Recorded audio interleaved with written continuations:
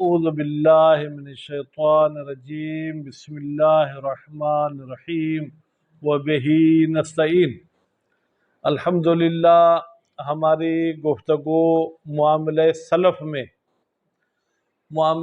سلف کے مختلف شرائط آپ کو بیان کر چکے اور بتا چکے۔ آج کے درس میں بھی 2-3 شرائط کی طرف اشارہ کریں گے۔ ان شرائط میں سے ایک شرط یہ ہے کہ آپ جب معاملہ کرتے ہیں تو میں آپ کو کہتا ہوں فلاں شہر کی مجھے جنس چاہیے، میں آپ سے گندم خریدتا ہوں کراچی میں بیٹھ کر، تو اگر میں کسی اور شہر کی معین نہیں کرتا تو کراچی کی ہی آپ مجھے گندم دیتے، لیکن میں آپ کو کہتا ہوں مجھے فلاں شہر کی گندم دے دیں۔ کیوں کہتا ہوں؟ اس کے مختلف اسباب ہیں۔ یا تو اس شہر کی گندم کو کیڑا دیر سے لگتا ہے، کراچی کی گندم جلدی خراب ہو جاتی ہے، یا اس قسم کے اور مختلف اسباب ہو سکتے ہیں۔ کراچی کا مثلا جو ہے وہ زراعت کو جو پانی دیا گیا وہ کڑوا تھا، دوسرے شہر کا پانی جو دیا گیا تھا میٹھا تھا، ٹھیک ہے؟ تو اس قسم کے برل ہوتے ہیں۔ جس طریقے سے آپ سیبوں کے علاقے کے ہیں، یہ لوگ تقریباً امرود کے علاقے کے ہیں۔ بعض جگہ پر سیب امرود ایسے جس کو جلدی کیڑا لگ جاتا ہے، تو آپ کہتے ہیں بھائی اس شہر کے نہیں فلاں شہر کے دینا، تو واجب ہو جاتا ہے جس شہر کا معین کیا گیا ہے جنس وہی دینی چاہیے۔ بات واضح ہوگی؟ اس کے بعد پھر فرماتے ہیں کہ یہ جو مہینے یا مدت آپ معین کرتے ہیں، یہ مدت بھی چاند کے حساب سے چلے گی، ٹھیک ہے؟ پھر چاند کے مہینوں کا کیسے حساب کریں، یہ پچھلے درس میں نے تھوڑا بہت اشارہ کر دیا تھا کہ اگر آپ فکس پہلی تاریخ پہ ہی معاملہ کرتے ہیں، پھر 3 مہینے کہتے ہیں تو 3 مہینے میں 90 دن ہونا ضروری نہیں ہے۔ اگر ہر مہینہ 29 دن کا ہوگا تو ٹوٹل دن کتنے ہوں گے کاظم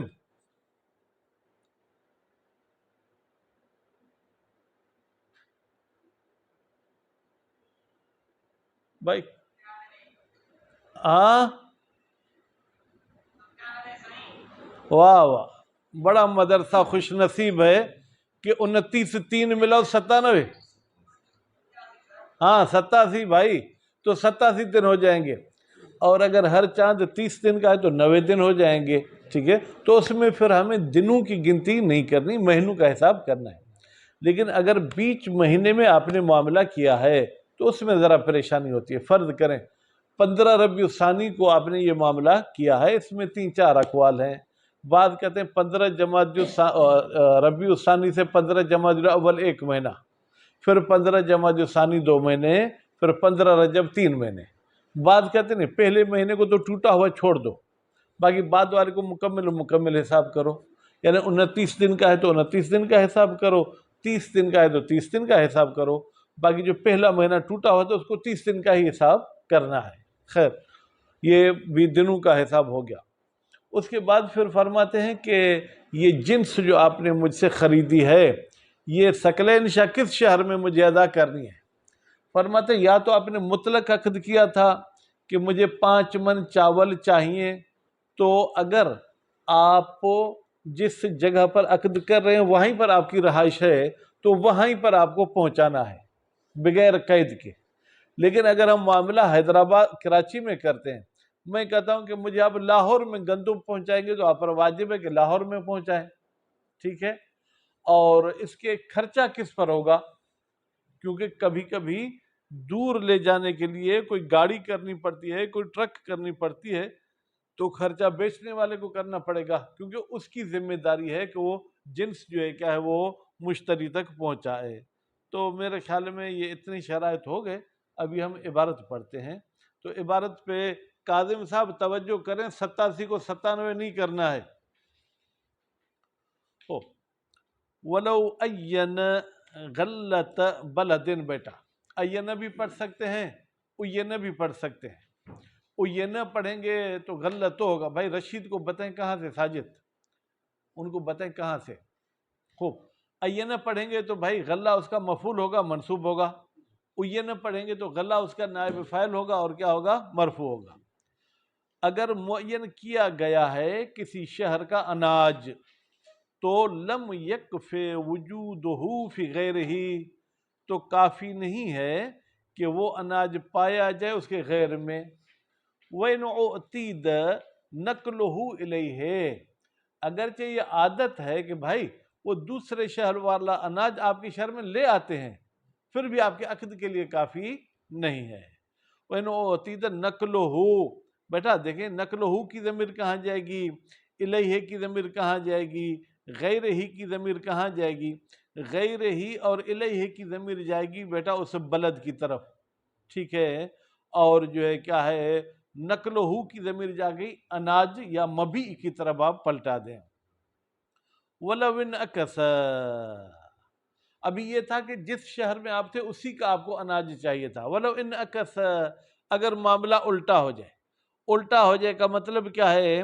یعنی آپ کو یہ کہا گیا ہے کہ بھائی عقد والے شہر میں نہیں پہنچاؤ، کسی دوسرے شہر میں پہنچاؤ، بِأَنْ عَيَّنَ غَلَّةَ غَيْرِهِ، اور یا یوں کرتا ہے کہ شرط لگاتا ہے، معین کرتا ہے بیٹا غلط غیرہی، عقد والے بلد کا اناج نہیں چاہیے، دوسرے شہر کا چاہیے، مع لزوم تسلیم بہی، جبکہ کہتا ہے لازمی ہے کہ تم مجھے حوالے کرو گے، شارطن در حالی کے مشتری شرط کرتا ہے، نقلہ الیہ، کہ تم اس دوسرے شہر کے اناج کو نقل کرو گے الیہ بلد عقد میں، فالوجہ الصحۃ، فالوجہ، تو اس صورتحال کے لیے بہتر یہ ہے کہ اس معاملے کو ہم صحیح قرار دیں گے۔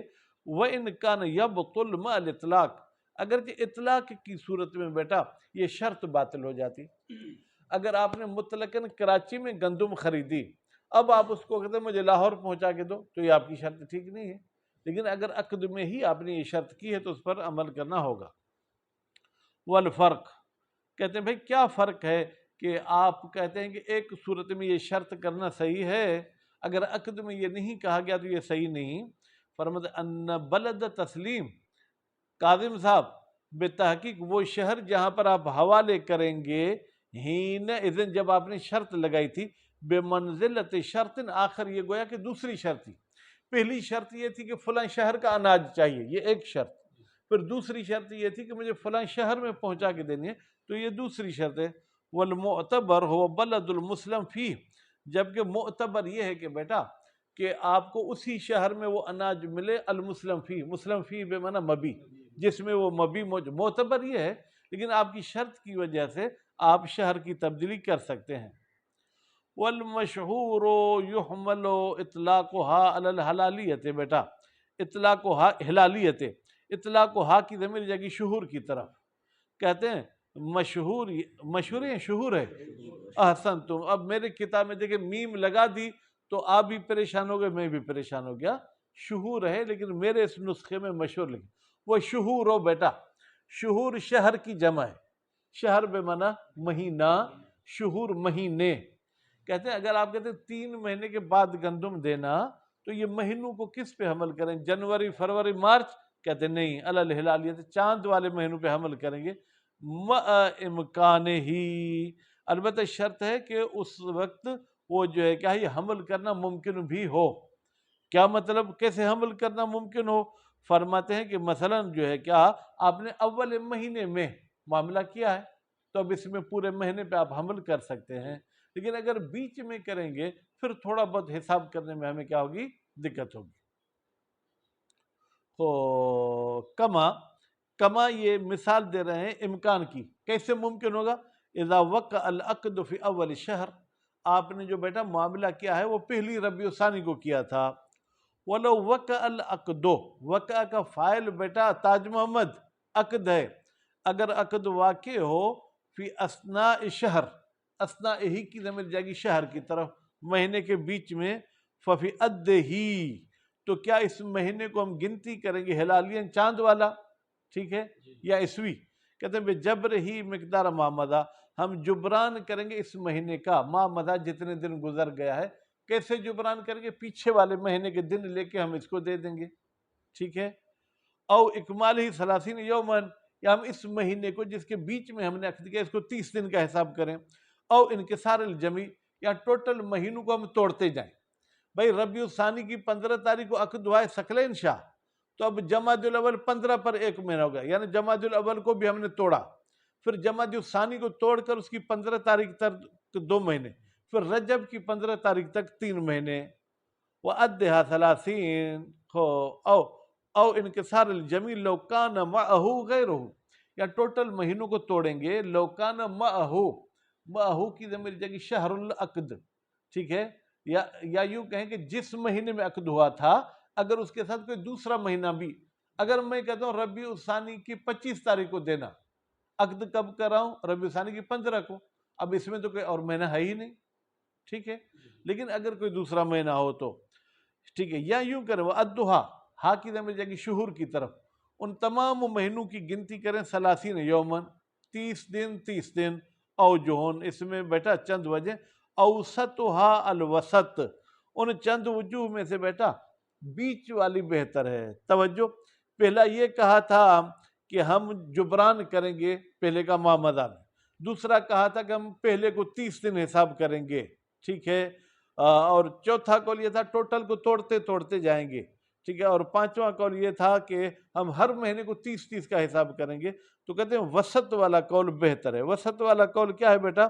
کہ صرف جس مہینے کو توڑا ہے آپ نے اس کو 30 دن کا حساب کریں، باقی مہینوں کو اپنے حساب سے چلنے دیں۔ اب وسط کی بیٹا 2 قسمیں ہوتی ہیں، توجہ، یہ میری انگلیاں کتنی ہیں؟ آگا یہ کاظم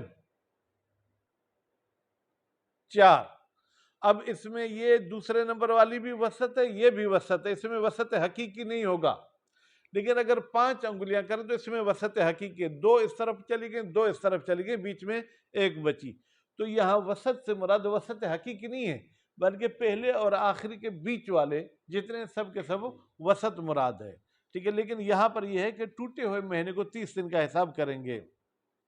وَقَوَّاهُ فِي الدُّرُوس، اور اسی وسط والے قول کو قوی شمار کیا ہے مصنف نے کتاب دروس میں۔ وَيَظْهَرُ مِنَ الْعِبَارَةِ الْأَوَّلُ، البتہ عبارت سے ظاہر ہوتا ہے بیٹا پہلا قول۔ عبارت میں مصنف نے کیا فرمایا؟ شہور یحمل علی الہلالیہ، اس کا مطلب یہ ہے کہ بھائی ہم اس کو حمل کریں گے چاند والے مہینوں پر، اس میں 30 غیر 30 کا حساب نہیں کریں گے۔ وَلَوْ شُرِطَ تَعْجِيلُ بَعْضِ ثَمَن، بھائی میرے آپ کا 5واں ساتھی مومن علی کہاں ہے؟ تو بھائی مومن تھوڑا آپ چلے جائیں نا سکلین مغل کی طرف تو آپ کو دیکھوں تو صحیح۔ ہاں آج کیا ٹوپی پہن کے آئے ہو؟ چلو ٹھیک ہے، مولوی بن گئے۔ اچھا بیٹا یہ مسئلہ یہ ایسے بتاتے ہیں کہ اگر آپ کو معاملہ کرنا تھا 1,00,000 پہ، آپ کہتے ہیں کہ 50,000 میں 15 دن بعد دوں گا، تو یہ معاملہ صحیح ہوگا یا غلط؟ عبد القادر فرماتے ہیں یہ معاملہ غلط ہو جائے گا، کیونکہ معاملے سلف میں شرط تھی کہ پوری کی پوری قیمت لی جائے، یا پوری کی پوری قیمت نہیں دے رہے، تو آپ کہیں گے آدھے میں تو معاملہ صحیح ہونا چاہیے۔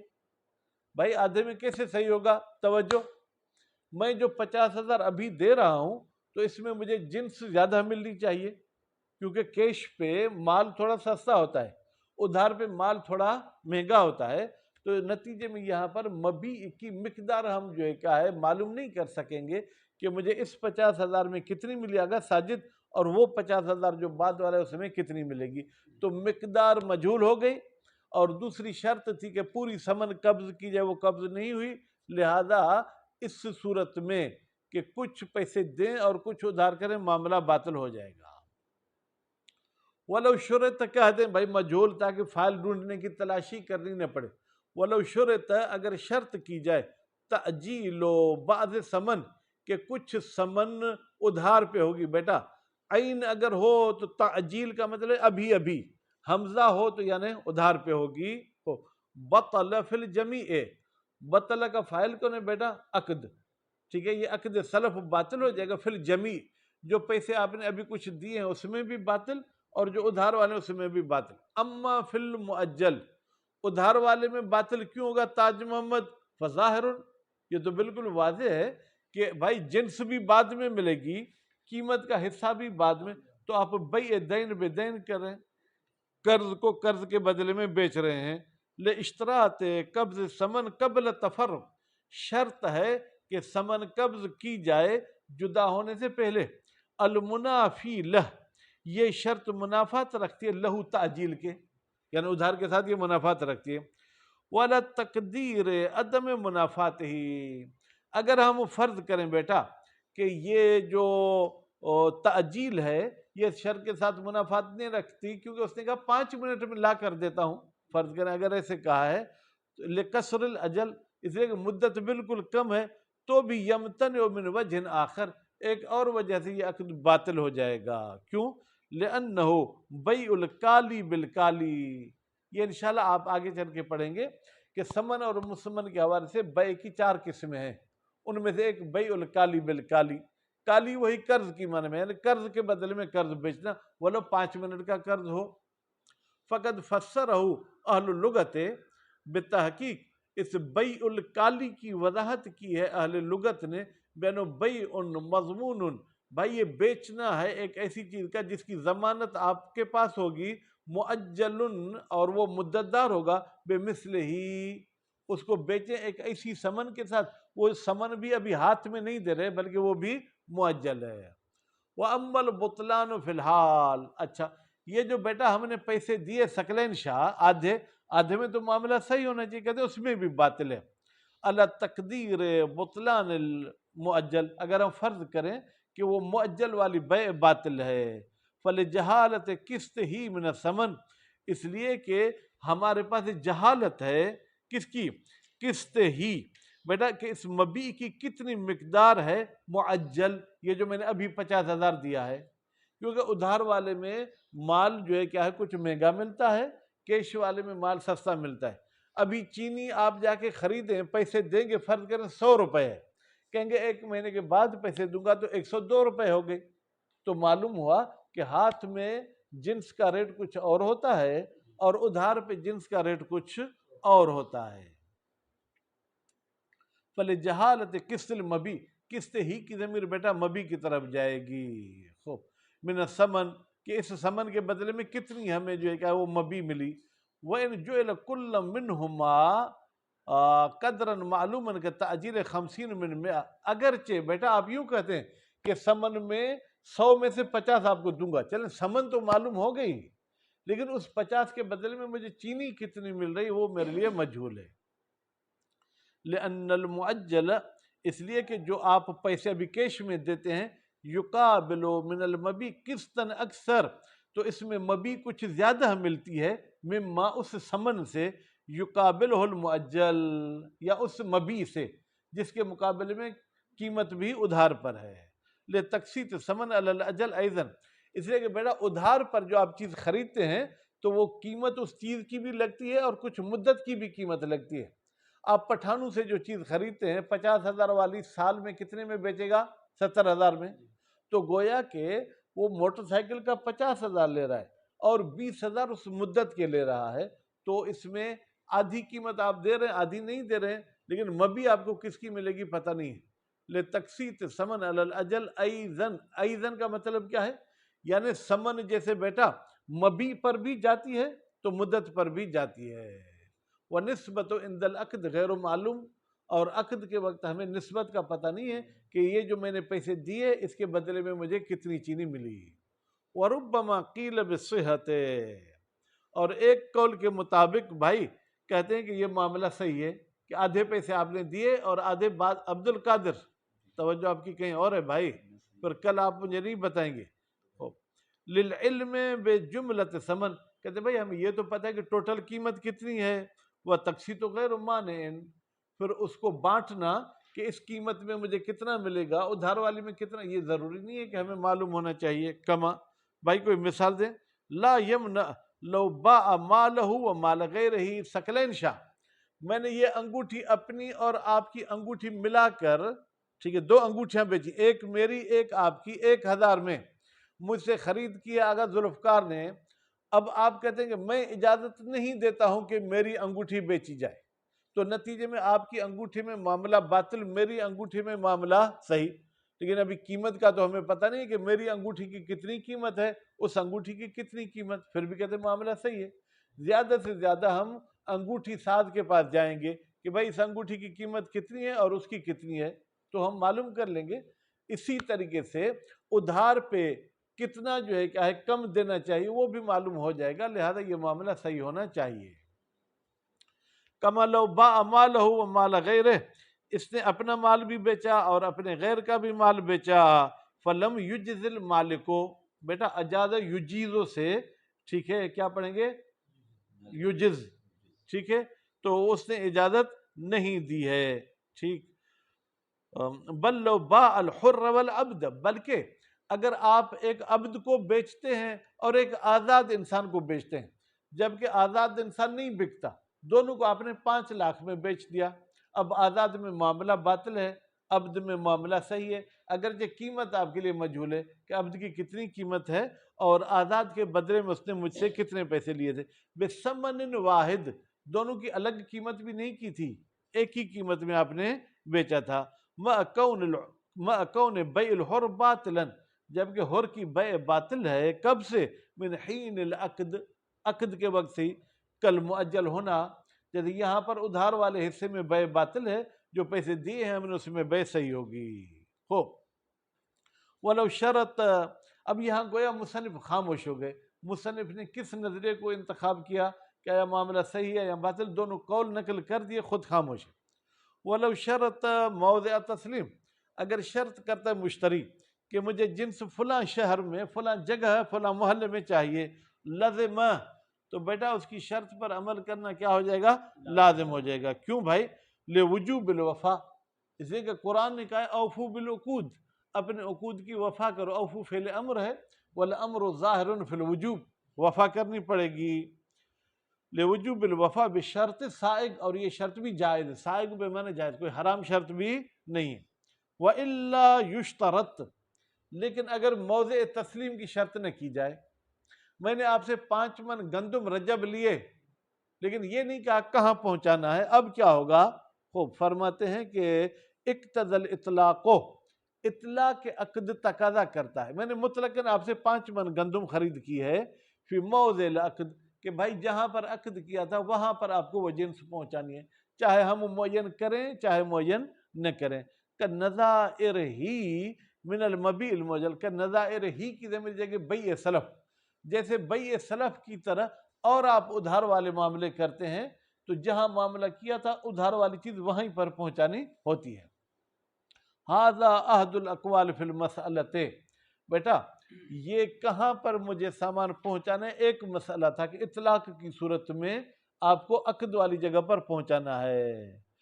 خوب، والقول الآخر، دوسرا قول یہ ہے، اشتراط تعیین موضعہ مطلق، ابھی شرط ہے کہ آپ جگہ معین کریں، جیسے سمن دینا شرط ہے بیٹا، مدت معین کرنا شرط ہے، اس جگہ کا معین کرنا بھی شرط ہے۔ مطلقہ، مطلقہ سے مراد کیا ہے؟ چاہے نقل کرنے میں خرچ آئے، چاہے آگے نیچے حاشے میں نہیں دیکھیں، چاہے نقل کرنے میں خرچ نہ آئے۔ خوب، یہ دوسرا قول، وہ اختیارہ فی الدروس، یہ قول مصنف نے انتخاب کیا، کہاں پر آگا؟ کتاب دروس میں، لاختلاف الاغراض، اس لیے کہ متبائعین اور متعاقدین کے اغراض مختلف ہو جاتی ہے، مثلا جو چیز میں نے آپ سے خریدی ہے، کراچی میں اس کے خریدار زیادہ ہیں، حیدرآباد میں اس کے خریدار کم ہیں، اس لیے معین کرنا ہوگا کہ آپ کو حیدرآباد پہنچانی ہے کراچی پہنچانی ہے۔ بے اختلاف ہی، اختلاف ہی کی ضمیر جائے گی موضع تسلیم، یعنی جہاں پر حوالے کرنا چاہیے۔ الموجب لاختلاف الثمن ورغبت، بھائی جگہ کے معین کرنے سے قیمت میں بھی فرق آئے گا اور چاہت میں بھی فرق آئے گا، اگر زیادہ خرچہ ہوگا تو قیمت بائع زیادہ لے گا، اگر خرچہ کم ہے تو بائع خرچہ کم لے گا، ٹرک کا خرچہ زیادہ ہے تو چیز بھی مہنگی ہو جائے گی۔ وَلِجَہَالَةِ مَوْضِعِ الِاسْتِحْقَاق، اور دوسری بات یہ کہ بھائی کہتے ہیں جگہ معین کرو، اگر جگہ معین نہیں کرو گے تو استحقاق والی جگہ کے بارے میں جہالت ہوگی، یعنی مجھے ٹینشن ہوگا بھائی یہ گندم پتہ نہیں وہ مدرسے میں لیں گے، یا مثلاً اگر شیخ ذاکر بلتستان کے وہ بلتستان میں لیں گے، یا ان کا ایک مدرس حیدرآباد کا ہے حیدرآباد میں ان کو پہنچائیں گے، تو یہ جہالت عقد میں نہیں ہونی چاہیے۔ لِابْتِنَاءِ عَلَى مَوْضِعِ الْحُلُولِ الْمَجْهُولِ، لِابْتِنَاءِهِ کی ضمیر بیٹا کہاں جائے گی؟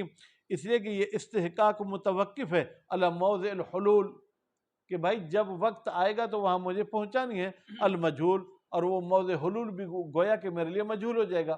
بھائی مثلا حیدرآباد میں گندم جو ہے کیا ہے وہ اترتی ہے ماہ مارچ میں، پھر سردی والے علاقے میں فرض کریں ماہ مئی میں، تو نتیجے میں پھر اس حوالے سے بھی پریشانی ہوگی۔ وہ بہذا فارق القرض، اسی وجہ سے یہ عقد سلف قرض کے ساتھ جدا ہوتا ہے، قرض جہاں لیا تھا وہیں دینا ہے، ٹھیک ہے، لیکن اس میں ایسا نہیں ہے۔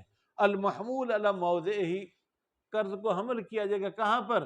اپنی جگہ جہاں لیا گیا ہے، لکونہ معلوما، لکونہ کی ضمیر جائے گی موضع قرض، موضع قرض ہمیں معلوم ہے۔ واما نصیحت، اچھا ادھار والے معاملے میں بھائی ہمیں کیا کرنا ہوگا؟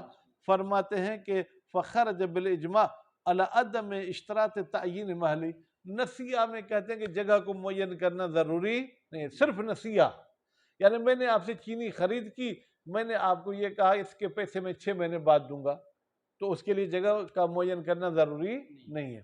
وفصل ثالث، تیسرے علماء نے یہ نظریہ دیا ہے بے اشتراط ہی، بھائی موضع تسلیم کو معین کرنا شرط ہے، ان کان فی حمل ہی معونتن، اگر اس مبیع کے لے جانے میں خرچہ ہے، وہ عدم ہی، اور شرط نہیں ہے معین کرنا بے عدم الخرچہ، اگر اس کے نقل کرنے میں خرچہ نہیں ہے۔ وہ رابع، اور چوتھے قول میں علماء نے فرمایا بے کونہما، بھائی یہ متعاقدین کسی ایسی جگہ ہیں جہاں سے یہ جانا چاہ رہے ہیں، مثلا کسی روڈ کے چوراہے پہ انہوں نے معاملہ کیا، وہاں تو پتہ ہے کہ یہ نہیں رکیں گے، تو وہاں جگہ معین کرنا ہوگا، اور اگر وہ ایک ایسی جگہ پر ہیں جہاں سے وہ مرنے دم تک وہیں رہیں گے تو پھر معین کرنا ضروری نہیں۔ بے کونہما، بیٹا ہما کی ضمیر جائے گی تاج محمد متعاقدین کی طرف، یہ متعاقدین فی مکان، ایک ایسی جگہ پر ہیں، قصدہما مفارقتہ، ان دونوں کا قصد ہے کہ اس سے جدا ہو جائیں، ٹھیک ہے، تو معین کرنا ہے، ٹھیک ہے۔ وہ عدم ہی، عدم ہی کی ضمیر بیٹا یا عدم ہو، یا وہاں سے جدا ہونا نہیں چاہتے ہیں، خوب جدا نہیں ہونا چاہتے تو تعیین موضع تسلیم ضروری نہیں ہے۔ وہ خامسون، اور پانچواں قول بیٹا بے اشتراط ہی، بھائی شرط ہے کہ موضع تسلیم کو جو کیا معین کریں، فیہما، فیہما کی ضمیر کہاں پلٹائیں گے بھائی میرے؟ فیہما کی ضمیر آپ پلٹا دیں بھائی، خرچہ ہو تو بھی معین کریں، خرچہ نہ ہو تو بھی معین کریں۔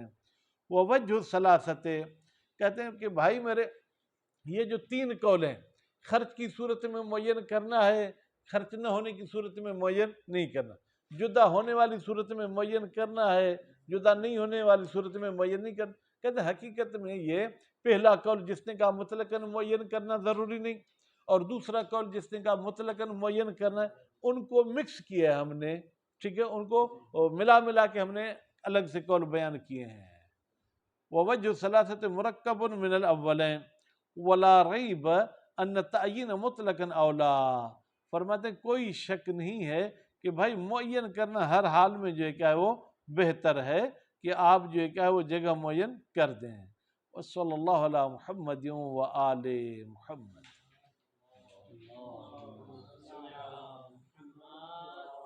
ادا اج تاجی تصویر صاف کو نہ پئی اچے کنجو موبائل ہے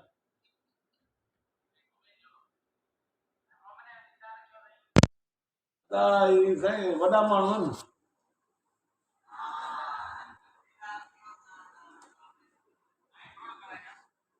یار کو تنجا آیو